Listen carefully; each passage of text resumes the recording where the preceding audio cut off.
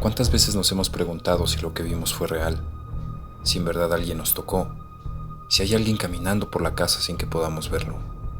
Hay miles de historias, leyendas, mitos y relatos sobrenaturales alrededor del mundo, y estas son solo algunas de ellas. Mi nombre es Luis Martín, y esto es LM Terror Nocturno. Bienvenidos.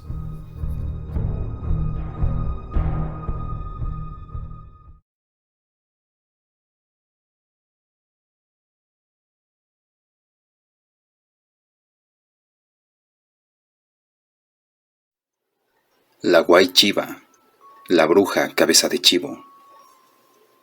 Rafaela era una mujer normal. No daba muestras de que fuese una bruja, ya que durante años estuvo engañando a su esposo, don Severiano Tzek, mejor conocido en el pueblo como don Tula, quien no se imaginaba lo que su esposa hacía por las noches, ya que aprovechaba que llegaba cansado de tanto trabajar durante el día en su paraje y que solo terminaba de cenar y se disponía a irse a recostar para descansar. Mientras, Rafaela se quedaba en la cocina a lavar los trastes. Al ver que su marido se dormía, se quitaba la cabeza invocando al diablo, para convertirse en una chiva. Luego iba donde su marido dormía, daba 9 brincos a la derecha y otros 9 a la izquierda, para que tuviera un sueño profundo y no despertase hasta la mañana siguiente, para que así no se diera cuenta que su esposa salía a asustar a cuanto infortunado se encontraba en la noche. Con un berrido infernal recorría las calles de Telchac, por lo que la gente ya no salía por miedo a ese Huay. Muchos lugareños se organizaron para cazar a la hechicera convertida en animal, pero era inútil. Las balas no le hacían nada, y los valientes cazadores terminaban cargando mal aire y morían, por lo que la gente de Telchac le tuvo miedo a este ser maligno y nadie se atrevía a terminar con él. Un día don Tula se encontró a su vecino don Tacho, quien le comentó que todas las noches escuchaba los berridos de un extraño ser, que provenían del rumbo por donde él vivía. Don Tula le contestó que él no escuchaba nada, ya que cuando se acostaba se quedaba profundamente dormido hasta la mañana siguiente.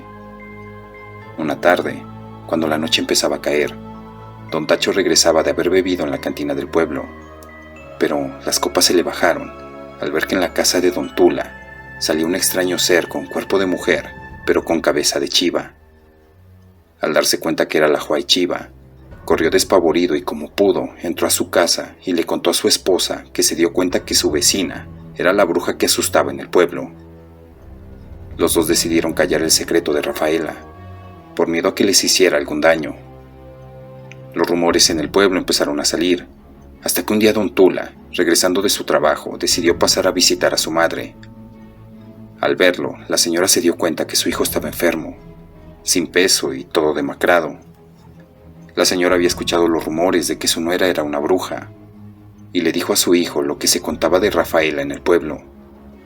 Don Tula no solo no le creyó, sino que se fue molesto con su madre, pues la señora le insistió que vigilara lo que su esposa hacía por las noches. Durante el camino, don Tula estaba pensando en todo lo que había escuchado. Esa misma noche, después de cenar, se fue a recostar a su hamaca y fingió que estaba dormido. Al ver que su esposa tardaba mucho en entrar a dormir, salió a ver lo que hacía. Pero fue grande su sorpresa al ver a su esposa sin ropa, hincada, y diciendo una especie de oración que no entendía. Don Tula le habló, pero Rafaela no le hacía caso. Al ver que entraba en trance y se quitaba la cabeza, don Tula del miedo cayó al suelo, por lo que sus ojos estaban viendo. Cuando vio que le crecían pelos por todo el cuerpo y en los pies y las manos le salían pezuñas y cabeza de chivo, como pudo el señor salió de su casa aterrorizado por lo que había visto. Corrió a casa de su madre, quien se levantó para abrir la puerta, para ver quién estaba por tirarla de los golpes que le daban. Al ver que era su hijo y el estado en cómo venía, se asustó y más cuando don Tula le contó todo lo que su esposa hacía. Le pidió a su madre que fuera a su casa. Al llegar, vieron la cabeza de Rafaela en el suelo. La mamá de don Tula agarró sal y ruda y se la untó por todo el cuello, y así esperaron hasta el retorno de la bruja. Cuando empezaba a amanecer, escucharon los berridos que se acercaban a la casa. Al momento de entrar y tomar su estado normal, quiso colocarse la cabeza, pero no pudo, ya que ésta no pegaba. Al ver lo que le habían hecho, pegó un fuerte grito y nuevamente se convirtió en chiva y salió corriendo de la casa. Cuando el pueblo se enteró de lo que había pasado, fueron a casa de Don Tula, quemaron la cabeza de la bruja y salió una batida para cazarla. Las balas que utilizaron fueron rociadas con agua bendita y sal. Cazaron a la bruja Rafaela cerca de los montes de Yobaín, recobrando su estado normal. La trajeron hasta Telchac, donde la quemaron. Se dice que sus cenizas fueron puestas en una cripta en la iglesia, donde se puso una inscripción en latín para que ya no vuelva a salir a asustar al pueblo.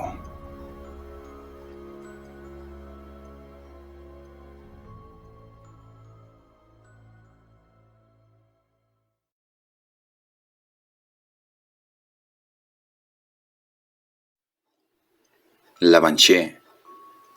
Entre las leyendas que se cuentan sobre Brian Boru, el gran rey de Irlanda, destaca la aparición de Aíf Hill, quien se convertiría en una de las Banshees, una bella dama que poco antes de la batalla de Clontarf, que libraría contra las hordas vikingas, le anunció que moriría. No obstante, Boru combatió con valentía y los invasores fueron exterminados. Aliviado porque la terrible predicción no se cumpliera, se retiró a su campamento a rezar. Poco después, sería atacado mientras rezaba. La muerte de Boru no fue la única que esta mujer advirtió. A través del tiempo, cada vez que un miembro de la casa O'Brien, descendientes de Boru, estaba a punto de pasar al otro lado, Aíf Hill, la Banshee de la familia, se aparecía presagiando la desgracia. Este es uno de los relatos más antiguos en los que se menciona a las Banshees, féminas sobrenaturales, cuya presencia es recurrente en el folclore celta irlandés. Su nombre, de acuerdo con la Enciclopedia Británica, proviene del gaélico Ban Sid, mujer de las hadas, aunque otras fuentes refieren que deriva de Ben Side o Bin Side, mujer de los túmulos. Se creía que eran hadas mensajeras de la muerte, encargadas de advertir a las familias de añejo abolengo irlandés cuando el fin de uno de sus miembros estaba próximo. Para ello, las Banshees lloran sus gritos aterradores e inquietantes. De acuerdo con la tradición, solo las familias descendientes de los primeros habitantes de la isla, conocidos como milesios, eran custodiadas por un alma en pena. Ningún clan que no tenga un antiguo y noble linaje es honrado con la visita de la Banshee.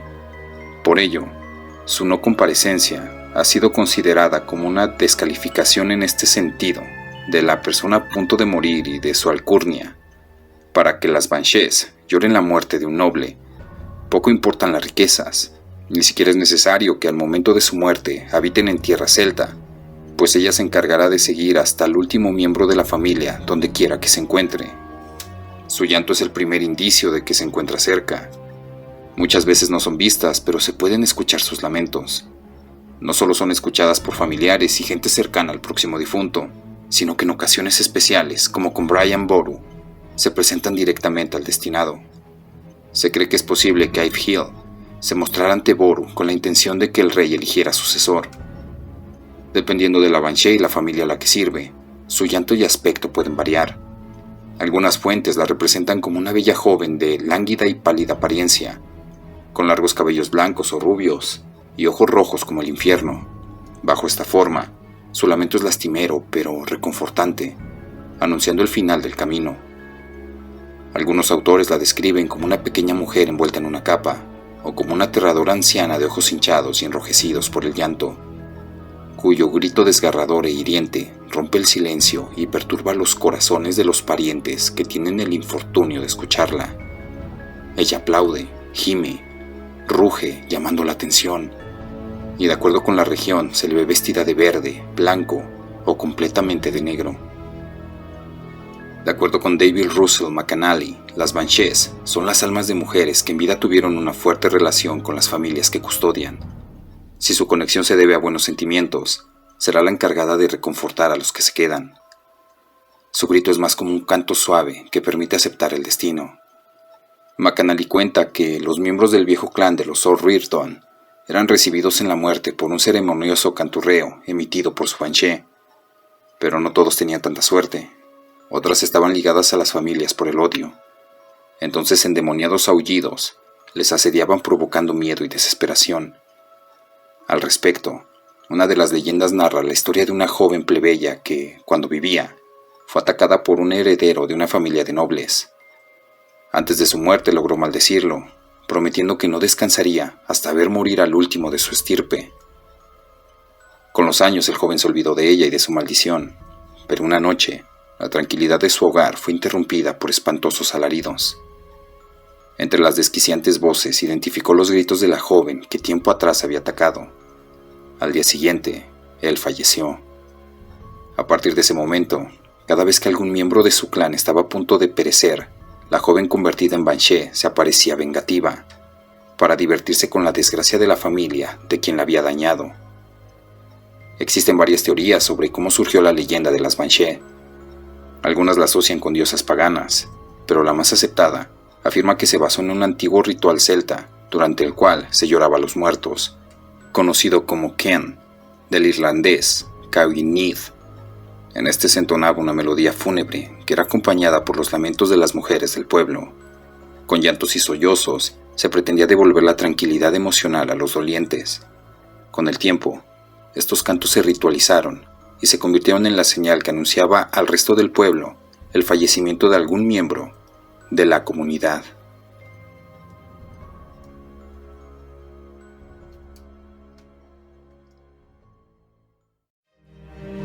Si te ha sucedido algo paranormal, conoces alguna historia o relato que quieras compartir, envíalo al correo que aparece en pantalla, aportesterrornocturno@gmail.com.